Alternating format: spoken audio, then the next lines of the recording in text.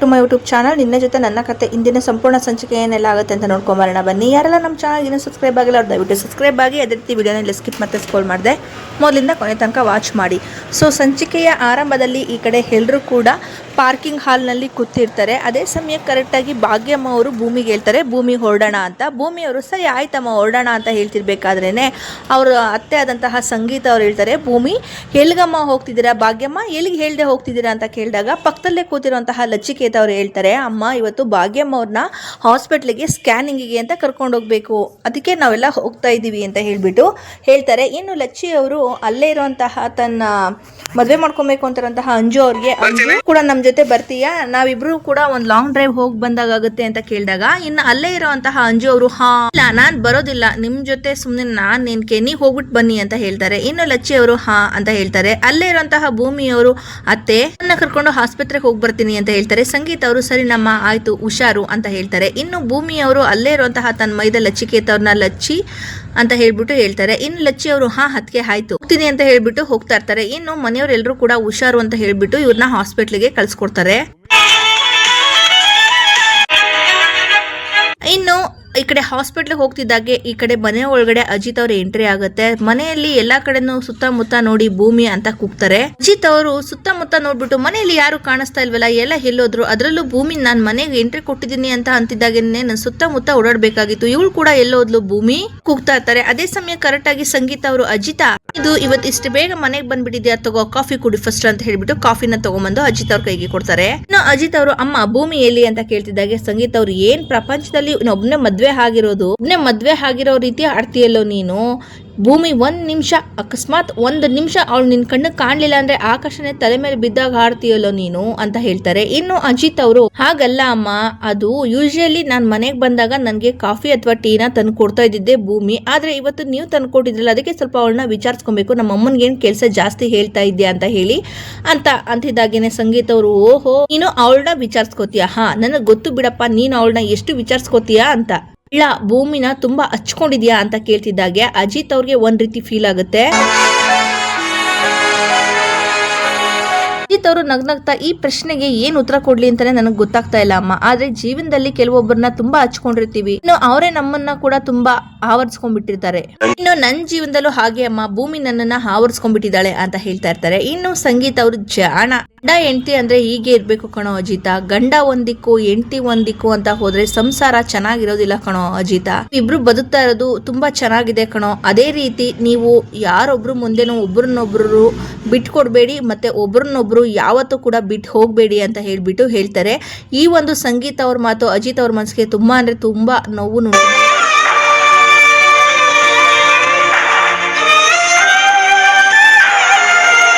ನೋವಲ್ಲಿರುವಂತಹ ಅಜಿತ್ ಅವರು ಬೇರೆನೇ ಯೋಚನೆ ಮಾಡ್ತಾ ಇರ್ತಾರೆ. ಅದನ್ನ ಗಮನಿಸಿದಂತಹ ಸಂಗೀತ ಅವರು ಅಜಿತ ಏನೋ ಯೋಚನೆ ಮಾಡ್ತಾ ಇದ್ದೆ ಅಂತ ಕೇಳಿದಾಗ ಅಜಿತ್ ಅವರು ಏನು ಇಲ್ಲ ಅಮ್ಮ, ಇಲ್ಲಿ ನಾನು ಭೂಮಿ ಹತ್ರ ಏನೋ ಮಾತಾಡ್ಬೇಕು ಅಂತ ಹೇಳಿ ಬಂದೆ, ನಾನು ಹೋಗಿ ಭೂಮಿ ಹತ್ರ ಮಾತಾಡ್ಕೊಂಡ್ ಬರ್ತೀನಿ ಅಂತಿದ್ದಾಗೆ ಸಂಗೀತ ಅವರು ಹೇ ಅಜಿತ ಒಂದ್ ನಿಮಿಷ ಅವಳು ಮನೇಲಿ ಇಲ್ಲ ಕಣೋ ಅಂತಿದ್ದಾಗೆ ಅಜಿತ್ ಅವ್ರಿಗೆ ಸ್ವಲ್ಪ ಗಾಬರಿಯಾಗಿ ಅವಳು ಮನೆಯಲ್ಲಿ ಇಲ್ವಾ ಅಂತ ಕೇಳ್ತಿದ್ದಾಗೆ ಸಂಗೀತ ಅವರು ಹಾಸ್ಪಿಟಲ್ಗೆ ಅಂತ ಹೇಳ್ತಾರೆ. ಗಾಬರಿಯಾದಂತಹ ಅಜಿತ್ ಅವರು ಹಾಸ್ಪಿಟಲ್ಗ ಭೂಮಿಗೆ ಏನಾಯ್ತು ಅಂತ ಹೇಳ್ಬಿಟ್ಟು ಅವ್ರ ಅಮ್ಮನ ಹತ್ರ ಕೇಳಿದಾಗ ಅವ್ರಮ್ಮ ಏನು ಗಾಬರಿ ಆಗ್ಬೇಡ, ನೀನ್ ಗಾಬರಿ ಪಡೋ ಅಂತ ಹಾಗೆ ಏನೂ ಆಗಿಲ್ಲ ಭೂಮಿಗೆ ಅಂತ ಹೇಳ್ತಿದ್ದಾಗೆ ಅಜಿತ್ ಅವರು ಮತ್ತೇನು ಭೂಮಿ ಹಾಸ್ಪಿಟಲ್ಗೆ ಹೋದ್ಲು ಅಂತ ಕೇಳ್ತಾರೆ. ಇನ್ನು ಸಂಗೀತ ಅವರು ಅವಳು ಅವ್ರ ತಾಯಿ ಭಾಗ್ಯಮ್ಮ ಅವ್ರನ್ನ ಹಾಸ್ಪಿಟಲ್ಗೆ ಕರ್ಕೊಂಡು ಹೋಗಿದ್ದಾಳೆ ಚೆಕಪ್ಗೆ ಅಂತ ಹೇಳಿ, ಅವಳ ಜೊತೆಗೆ ನಮ್ ಲಚ್ಚಿನೂ ಕೂಡ ಹೋಗಿದ್ದಾನೆ. ಅಜಿತ ಈ ವಿಚಾರನ ಭೂಮಿ ನಿನ್ಗೆ ಹೇಳಿಲ್ವಾ, ಈ ವಿಷಯನ ಅವಳು ನಿನ್ನ ಹತ್ರ ಹೇಳಿದಾಳೆ ಅಂತ ಅನ್ಕೊಂಡೆ ಅಂತ ಹೇಳ್ಬಿಟ್ಟು ಹೇಳ್ತಿದ್ದಾಗೆ ಅಜಿತ್ ಅವ್ರ ಮನ್ಸಲ್ಲಿ ಒಂದ್ ರೀತಿ ಗೊಂದಲ ಉಂಟಾಗುತ್ತೆ. ಇನ್ನು ಅಜಿತ್ ಅವ್ರು ಆ ರೀತಿ ಯೋಚನೆ ಮಾಡೋದನ್ನ ನೋಡಿ ಸಂಗೀತ ಅವರು ಮತ್ತೆ ಏನೋ ಯೋಚನೆ ಮಾಡ್ತಾ ಇದೆಯಾ ಅಜಿತ ಅಂತ ಕೇಳಿದಾಗ ಅಜಿತ್ ಅವ್ರು ಹೇಳ್ತಾರೆ ಇಲ್ಲಮ್ಮ ನಾನು ಯಾವುದೋ ಕೆಲಸದ ಮೇಲೆ ಸ್ವಲ್ಪ ತುಂಬಾ ಬ್ಯುಸಿ ಆಗಿದ್ದೆ, ಮೋಸ್ಟ್ಲಿ ನನ್ನ ಫೋನ್ ಸ್ವಲ್ಪ ನಾಟ್ ರೀಚಬಲ್ ಆಗಿತ್ತೋ ಏನೋ, ಹಾಗಾಗಿ ಅವಳ ವಿಷಯ ನನ್ನ ಹತ್ರ ಹೇಳಕ್ ಆಗಿಲ್ಲ ಅಂತ ಹೇಳ್ಬಿಟ್ಟು ಹೇಳ್ತಾರೆ. ಇವರಿಬ್ರು ಮಾತುಕತೆ ನಡುವೆ ಮಧ್ಯದಲ್ಲೇ ಈ ಕಡೆ ಭೂಮಿಯವರು ಭಾಗ್ಯಮ್ಮ ಅವ್ರನ್ನ ಕರ್ಕೊಂಡು ಮನೆ ಒಳಗಡೆ ಎಂಟ್ರಿ ಆಗ್ತಾರೆ. ಸೊ ಅದನ್ನ ನೋಡಿದಂತಹ ಸಂಗೀತ ಅವರು ಹಾ ಭೂಮಿ ಬಂದ್ಲು ಅಂತ ಹೇಳ್ಬಿಟ್ಟು ಹೇಳ್ತಿದ್ದಾಗೆ ಅಜಿತ್ ಅವ್ರಿಗೆ ಎಲ್ಲಿದ ಒಂದ್ ರೀತಿ ಖುಷಿ ಆಗುತ್ತೆ.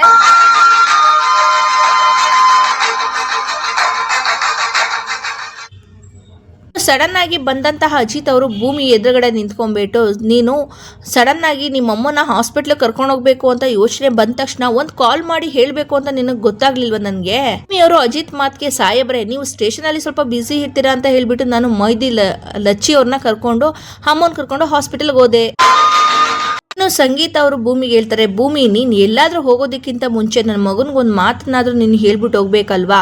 ಮನೆಗೆ ಬಂದ ತಕ್ಷಣ ಅವನು ನೀನ್ ಇಲ್ದೇ ಇರೋದನ್ನ ನೋಡಿ ಎಷ್ಟು ಚಡಪಡಿಸ್ತಾ ಗೊತ್ತಾ ನಿನಗೆ ಅಂತ ಹೇಳ್ಬಿಟ್ಟು ಹೇಳ್ತಾರೆ. ಏನೋ ಸಂಗೀತ ಅವ್ರ ಮಾತು ಭೂಮಿಗೆ ಒಂದ್ ರೀತಿ ನೋವನ್ನು ಉಂಟು ಮಾಡುತ್ತೆ.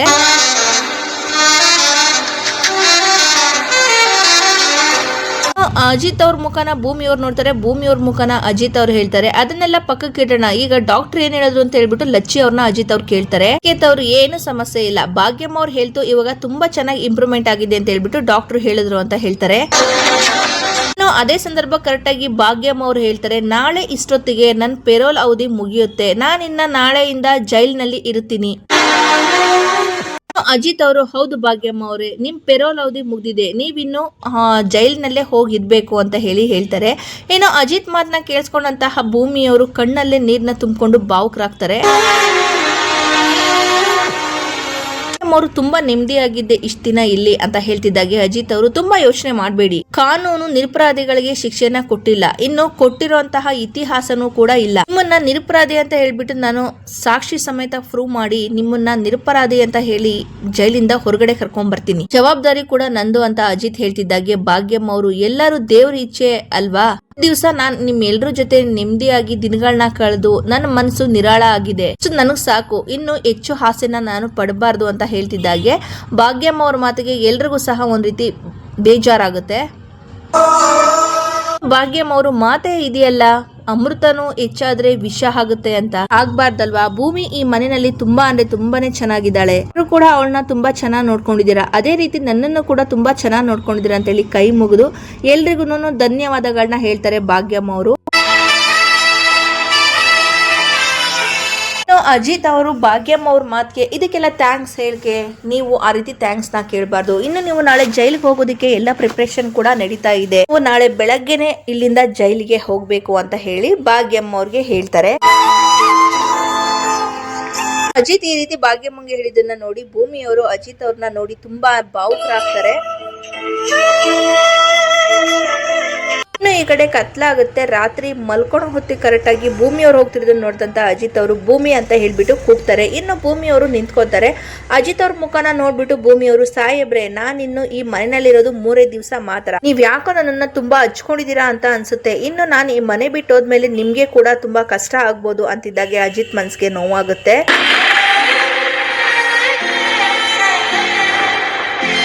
ಅಜಿತ್ ಅವರು ಹಾಗೇನಿಲ್ಲ ಭೂಮಿ, ಕೆಲವೊಂದ್ಸಾರಿ ಜೊತೆಲಿದ್ದವರು ಬಿಟ್ಟೋದಾಗ ಮಾತ್ರ ನೋವು ಆಗೋದಿಲ್ಲ, ಪ್ರೀತಿಸಿದವರು ಜೊತೆಲಿದ್ದಾಗಲೂ ಸಣ್ಣ ವ್ಯತ್ಯಾಸ ಆದ್ರೂ ಕೂಡ ತುಂಬಾ ತೊಂದರೆ ಆಗ್ಬಿಡುತ್ತೆ, ಹಾಗಲ್ಲ ಅಲ್ಲ, ಈಗ ಮಾವನ್ನೇ ನೋಡು, ಇಷ್ಟು ವರ್ಷ ಬಿಟ್ಟಿದ್ದಂತಹ ಶಾರದತೆ ಮನೆಗೆ ಬಂದಿದ್ದಾರೆ, ಆದ್ರೂ ಕೂಡ ಮಾವ ಖುಷಿಯಾಗಿದ್ದಾರಾ? ಇಲ್ಲ ತಾನೇ? ಮತ್ತೆ ಪರಿಸ್ಥಿತಿನ ನೋಡಿ ಪ್ರತಿ ದಿನ ಅವರು ಕೊರಗ್ತಾನೆ ಇದ್ದಾರೆ. ಭೂಮಿ ಅವರು, ಸಾಹೇಬರಿಗೆ ಜೀವನ ಅಂದ್ರೆ ಏನು ಅಂತ ತುಂಬಾ ಚೆನ್ನಾಗಿ ಅರ್ಥ ಆಗಿದೆ ಸಾಹೇಬ್ರೆ, ಇಷ್ಟೆಲ್ಲ ತಿಳ್ಕೊಂಡಿರೋ ನಿಮ್ಗೆ ನಾನ್ ನಿಮ್ ಜೀವನದಲ್ಲಿ ಇಲ್ಲ ಅಂತ ಅಂದ್ರೂ ಏನು ಕೂಡ ವ್ಯತ್ಯಾಸ ಕಾಣಿಸೋದಿಲ್ಲ ಅಂತ ಹೇಳಿ ಕೇಳ್ತಿದ್ದಾಗೆ ಅಜಿತ್ ಮನ್ಸಿಗೆ ನೋವಾಗುತ್ತೆ. ಇನ್ನು ಅಜಿತ್ ಅವರು ಭಾವುಕರಾಗಿ, ಹಾಗೇನಿಲ್ಲ ಭೂಮಿ, ನಿನ್ನ ಹತ್ರ ಒಂದು ಪ್ರಶ್ನೆನ ಕೇಳ್ಬೋದ ಅಂತಿದ್ದಾಗ ಭೂಮಿ ಅವರು, ಕೇಳಿ, ಹಾಗೆಲ್ಲ ನೀವು ಸುಮ್ನೆ ಯಾವ ಪ್ರಶ್ನೆನೂ ಕೂಡ ಕೇಳೋದಿಲ್ಲ, ಚೆನ್ನಾಗಿ ಗೊತ್ತು ನಿಮ್ ಬಗ್ಗೆ ಏನೋ ಬಲವಾದ ಕಾರಣ ಇದೆ, ಬಿಟ್ಟು ಅದೇನ್ ವಿಚಾರ ಅಂತ ಹೇಳಿ ಅಂತಿದ್ದಾಗೆ ನೆನೆ ಅಜಿತ್ ಅವರು, ಭಾಗ್ಯಮ್ಮ ಅವರು ಅವಧಿ ಮುಗಿತಾ ಇದೆ, ಅವರು ಮತ್ತೆ ವಾಪಸ್ ಜೈಲಿಗೆ ಹೋಗ್ಬೇಕು, ಅವ್ರನ್ನ ಬಿಟ್ಟು ಈ ಮನೇನ ಬಿಟ್ಟು ಇಲ್ಲಿಂದ ಜೈಲಿಗೆ ಹೋಗ್ಬೇಕು ಅನ್ನೋ ಯಾವ ಬೇಸರನು ಕೂಡ ಅವ್ರ ಮುಖದಲ್ಲಿ ಕಾಣಿಸ್ತಾ ಇಲ್ಲ. ಅವ್ರಿಬ್ರಿಗೂ ನಮ್ಮಿಬ್ರಿಗೂ ಇದು ಕಾಂಟ್ರಾಕ್ಟ್ ಮದ್ವೆ ಅನ್ನೋ ವಿಚಾರ ನಿಮ್ಮ ಅಮ್ಮಂಗ್ ತಿಳ್ಕೊಂಡು ನಾನ್ ಇಲ್ಲಿ ಇರೋದಕ್ಕಿಂತ ಜೈಲಲ್ಲಿ ಇರೋದೇ ವಾಸಿ ಅಂತ ಹೇಳ್ಬಿಟ್ಟು ಜೈಲ್ಗೆ ಹೋಗ್ತಿದಾರೇನೋ ಅಂತ ಕೇಳೋಣ ಅಂತ ಅನ್ಕೊಂಡೆ ಅಷ್ಟೇ.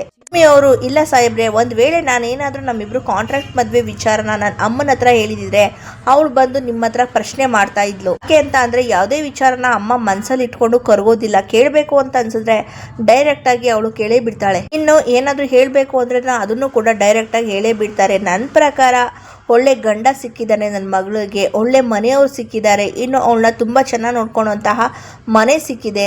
ನಾನೇ ಹುಡುಗನ್ನ ಹುಡುಕಿ ನಮ್ಮ ಭೂಮಿಗೆ ಮದ್ವೆ ಮಾಡಿದ್ರು ಸಹ ಇಂಥ ಹುಡುಗ ಸಿಕ್ತಿರ್ಲಿಲ್ಲ ಅನ್ನೋ ಒಂದು ಖುಷಿ ಅವ್ರ ಮನ್ಸಲ್ಲಿ ಇದೆ. ಅಮ್ಮನ ಪೆರೋಲ್ ಮುಗಿತಿದ್ದ ಹಾಗೇನೆ ನಮ್ದು ಕೂಡ ಮದ್ವೆ ಒಪ್ಪಂದ ಮುಗಿಯುತ್ತೆ. ಅಮ್ಮ ಜೈಲ್ಗೆ ಹೋಗ್ತಾಳೆ, ನಾನು ಈ ಮನೆನ ಬಿಟ್ಟು ಹೋಗ್ತೀನಿ ಅಂತ ಹೇಳಿ ಭಾವುಕರಾಗಿ ಈ ಕಡೆ ಭೂಮಿಯವರು ಅಜಿತ್ಗೆ ಹೇಳ್ತಾರೆ. ಸಾಹೇಬ್ರೆ, ನಾನು ಅಮ್ಮನ ಮುಂದೆ ಈ ಮನೆ ಬಿಟ್ಟು ಹೋಗೋಗೆ ಆಗ್ಲಿಲ್ಲ. ನಿಜ ಸಾಹೇಬ್ರೆ, ಸದ್ಯಕ್ಕೆ ನನ್ಗೆ ಹೇಳ್ಬೇಕು ಅಂದ್ರೆ ಅದೇ ಸಮಾಧಾನ ಅಂತ ಹೇಳಿ ಅಜಿತ್ ಅವ್ರಿಗೆ ಹೇಳಿದಾಗ ಅಜಿತ್ ಅವ್ರ ಕಣ್ಣಲ್ಲಿ ನೀರ್ ಬರುತ್ತೆ ಭೂಮಿ ಮಾತಿಂದ. ಇನ್ನು ಹಾಲ್ ನಲ್ಲಿ ಎಲ್ರು ಕೂಡ ಕೂತಿರ್ತಾರೆ. ಲಚ್ಚಿ ಅವರು ಅವ್ರ ಅಜ್ಜಿನ ಅಜ್ಜಿ ಹೋಗಿ ಕರೀಲ ಅಂತ ಹೇಳಿ ರೇಗಿಸ್ತಾ ಇರ್ತಾರೆ. ಇನ್ನು ಅಜ್ಜಿ ಅವರು ಹೋಗಿ ಶಾಸ್ತ್ರ ಕೇಳು, ಚೂರು ಚೂರ್ಕಿಲ್ಲಪ್ಪ ನೀನು ನಮ್ಮ ಅಜಿತನ್ ತರ ಅಂತ ಹೇಳ್ತಿದ್ದಾಗೇನೆ ಲಚ್ಚಿ ಅವರು ಚೂರ್ ಚುಚ್ ನೋಡಿ ಅಂತ ಹೇಳ್ಬಿಟ್ಟು ಅಜ್ಜಿನ ರೇಗಿಸ್ತಾ ಇರ್ತಾರೆ. ಲಚ್ಚಿ ಅವರು ಹೋಗಿ ಕರಿತೀನಿ ಅಂತ ಹೇಳ್ಬಿಟ್ಟು ಮುಂದೆ ಬಂದು ಸ್ವಲ್ಪ ಹಿಂದೆ ಬರ್ತಾರೆ. ಅಜ್ಜಿ ಅದನ್ನ ನೋಡಿ ಈಗೇನಾಯ್ತು ಅಂತಿದ್ದಾಗೇನೆ ಲಚ್ಚಿ ಅವ್ರು ಹೇಳ್ತಾರೆ, ಅಲ್ಲಿವರೆಗೂ ಹೋಗಿ ಯಾರು ಕರೀತಾರೆ, ಇರಿ ಫೋನ್ ಮಾಡ್ಬಿಡ್ತೀನಿ ಅಂತ ಹೇಳ್ಬಿಟ್ಟು ಫೋನ್ ಮಾಡ್ತಾರೆ ಅಜಿತ್ ಅವ್ರಿಗೆ. ಹೇ ಗುರು ಎಲ್ಲಿದ್ಯಾ ಅಂತ ಕೇಳಿದಾಗ ಈ ಕಡೆ ಅಜಿತ್ ಅವರು ಈಗ ಸ್ವಲ್ಪ ಹೊತ್ತಿಗೆ ಮುಂಚೆ ಗುಡ್ ನೈಟ್ ಹೇಳ್ಬಿಟ್ಟು 2 ನಿಮಿಷದಿಂದ ನನ್ನ ರೂಮ್ ಒಳಗಡೆ ಬಂದ್ನಲ್ಲೋ.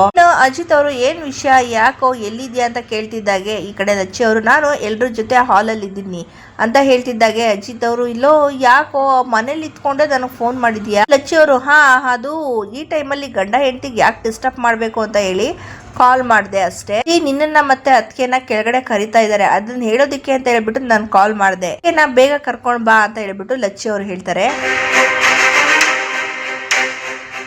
ಸರಿ ಆಯ್ತು ಕರ್ಕೊಂಡ್ ಬರ್ತೀನಿ ಅಂತ ಲಚ್ಚಿ ಮಾತಿಗೆ ಅಜಿತ್ ಅವರು ಹೇಳ್ತಾರೆ. ಇನ್ನು ಈ ಕಡೆ ಶ್ರವಣ್ ಅವರು ಸಂಗೀತ ಅವರು ಹಾಲ್ಗೆ ಎಂಟ್ರಿ ಆಗ್ತಿದ್ದಾಗೇನೆ ಅಜ್ಜಿ ಅವರು ನಾಳೆ ಯುಗಾದಿ ಹಬ್ಬಕ್ಕೆ ಎಲ್ಲನೂ ಕೂಡ ರೆಡಿ ಆಯ್ತಾ ಅಂತಿದ್ದಾಗೆ ಶ್ರವಣ್ ಅವರು ಹಾ ಅಮ್ಮ ಅದರಲ್ಲಿದ್ದ ಜ್ಯುವೆಲ್ರಿ ಎಲ್ಲ ನೆನ್ನೆ ತಂದ್ಬಿಟ್ಟೆ, ಇನ್ನು ಹೊಸದಾಗಿ ನಿನ್ನ ಆರ್ಡರ್ ಕೊಟ್ಟಿದ್ಯಲ್ಲ ಅದನ್ನ ನಾಳೆ ಜ್ಯುವೆಲರಿ ಅವರು ತಂದು ಮನೆಗೆ ಕೊಡ್ತಾರಂತೆ. ಇನ್ನು ಅಜ್ಜಿ ಅವರು ನೀನ್ ಬಿಡು, ನೀನ್ ಎಲ್ಲಾ ಕೆಲಸನೂ ಕೂಡ ಕರೆಕ್ಟಾಗಿ ಮಾಡ್ತೀಯ ಅಂತಿದ್ದಾಗೆ ಸಂಗೀತ ಅವರು ಅಮ್ಮ ನೀನು ಯೋಚನೆ ಬಿಡು, ಬೆಳಗ್ಗೆ 6 ಗಂಟೆ ಅಷ್ಟರಲ್ಲಿ ಎಲ್ಲ ಒಡವೆನೂ ಕೂಡ ನಮ್ಮ ಮನೆಯಲ್ಲಿ ಇರುತ್ತೆ, ನಾಳೆ ಯುಗಾದಿ ಹಬ್ಬಕ್ಕೆ ಹೊಸ ಬಟ್ಟೆಗಳನ್ನು ಕೂಡ ಎಲ್ಲ ತಂದಾಗಿದೆ ಅಂತ ಹೇಳ್ಬಿಟ್ಟು ಸಂಗೀತ ಹೇಳೋ ಟೈಮ್ ಕರೆಕ್ಟಾಗಿ ಅಜಿತ್ ಭೂಮಿ ಎಂಟ್ರಿ ಆಗುತ್ತೆ. ಇನ್ನು ಅಜ್ಜಿ ಅವರು ಅವ್ರಿಬ್ಬರನ್ನ ನೋಡ್ಬಿಟ್ಟು ಬಂದ್ರಪ್ಪ, ನಾಳೆ ಯುಗಾದಿ ಹಬ್ಬಕ್ಕೆ ಪ್ರಿಪರೇಷನ್ ಎಲ್ಲ ನಡೀತಾ ಇದೆ, ಇನ್ನು ಅದ್ರ ಬಗ್ಗೆ ನೀವು ತಿಳ್ಕೊಬೇಕಲ್ಲ ಅದಕ್ಕೆ ನಾನು ಕರೆಸ್ದೆ ಅಂತ ಹೇಳ್ತಿದ್ದಾಗೇನೆ ಭೂಮಿಯವರು ಓ ಅದಕ್ಕೆ ನಾ ಮೈದು ಅವರನ್ನು ಕಾಲ್ ಮಾಡಿದ್ದು, ನಾನು ಅನ್ಕೊಂಡೆ ಅಜ್ಜಿ ಸುಮ್ನೆ ಹಾಗೆಲ್ಲ ನಮ್ಮನ್ನು ಕರ್ಸೋದಿಲ್ಲ ಇಷ್ಟೊತ್ತಲ್ಲಿ ಅಂತ ಹೇಳಿ. ಅಜ್ಜಿ ಅವರು ನಾಳೆ ಯುಗಾದಿ ಹಬ್ಬ ಆಚರಿಸೋದಕ್ಕೆ ತುಂಬಾನೇ ಕಾರಣಗಳಿದೆ ಭೂಮಿ, ನೀನು ಮೊದಲು ನಮ್ಮ ಮನೆ ಸೊಸೆ ಆಗಿ ಒಪ್ಕೊಂಡು ಎಲ್ಲರೂ ಒಪ್ಕೊಂಡಾದ್ಮೇಲೆ ಬರ್ತಿರೋಂತಹ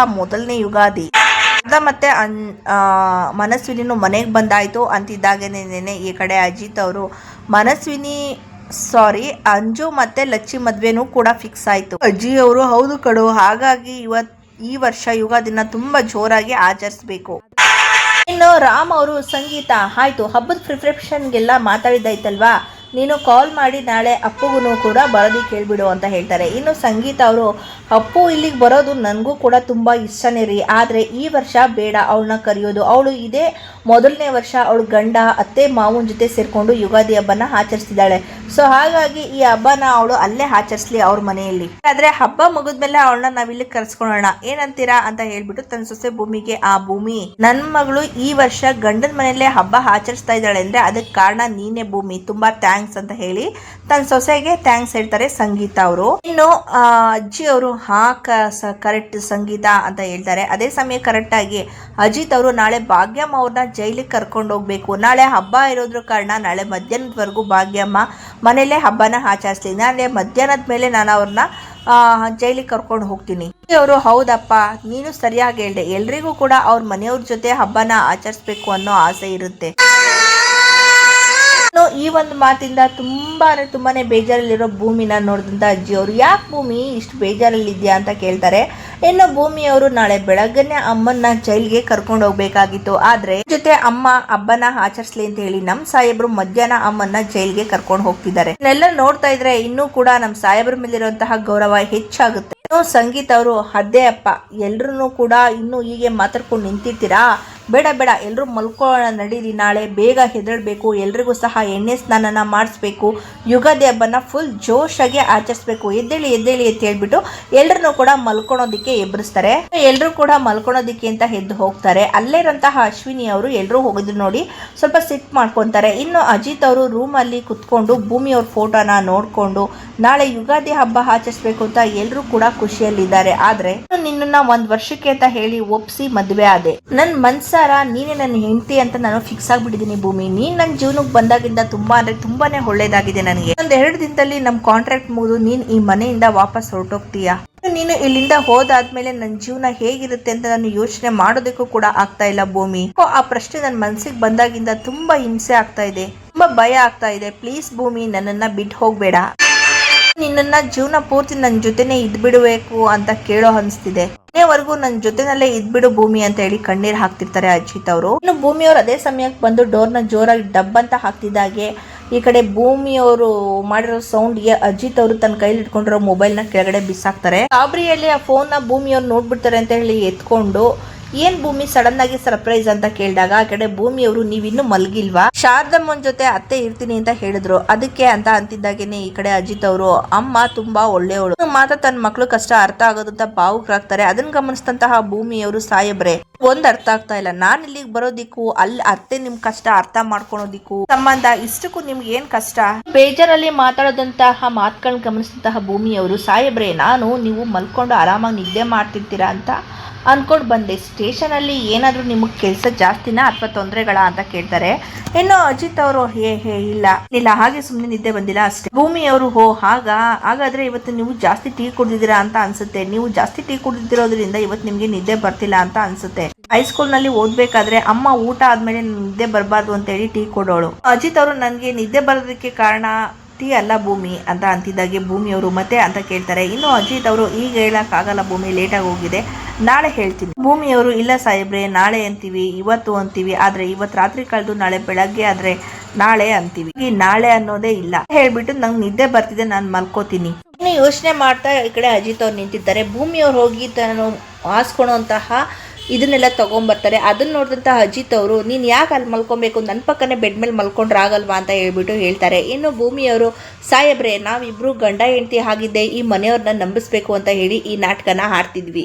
ಈಗ ಯಾರನ್ನು ಮೆಚ್ಚುವಂತಹ ಅವಶ್ಯಕತೆ ಇಲ್ಲ, ಎಲ್ರು ಕೂಡ ನಮ್ಮನ್ನ ಈ ಮನೆಯವರು ಅಂತ ಹೇಳಿ ಒಪ್ಕೊಂಡಾಗಿದೆ. ಯಾಕೆ ನಾನ್ ನಿಮ್ಮನ್ನ ಬಿಟ್ಟು ಹೋಗೋದಿಕ್ಕೆ ತುಂಬಾ ದಿನ ಇಲ್ಲ, ಇನ್ನು 2 ದಿನ ಬಾಕಿ ಇದೆ, ಅದಕ್ಕೆ ನಾನು ಇಲ್ಲೇ ಮಲ್ಕೋತೀನಿ ಅಂತ ಹೇಳ್ಬಿಟ್ಟು ಹೇಳಿ ಅಜಿತ್ಗೆ ಮತ್ತೆ ಮನ್ಸಿಗೆ ನೋವು ಆಗೋಗ್ ಮಾಡಿ ಅವರು ಕೂಡ ಮನ್ಸಲ್ಲಿ ನೋವನ್ನ ಅನುಭವಿಸ್ತಾ ಇರ್ತಾರೆ. ಇನ್ನು ಈ ಒಂದು ಸಂಚಿಕೆ ಇಲ್ಲಿಗೆ ಮುಕ್ತಾಯವಾಗುತ್ತೆ. ನೆಕ್ಸ್ಟ್ ವಿಡಿಯೋದಲ್ಲಿ ಏನೆಲ್ಲ ಆಗುತ್ತೆ ಅನ್ನೋದನ್ನ ನೆಕ್ಸ್ಟ್ ಪ್ರೋಮೋ ವಿಡಿಯೋದಲ್ಲಿ ನೋಡೋಣ. ಸೊ ಈ ವಿಡಿಯೋ ನಿಮಗೆ ಇಷ್ಟ ಆಗಿದೆ ದಯವಿಟ್ಟು ಲೈಕ್ ಮಾಡಿ, ಶೇರ್ ಮಾಡಿ, ಅದೇ ರೀತಿ ಕಮೆಂಟ್ ಮಾಡಿ. Thank you for watching my YouTube channel.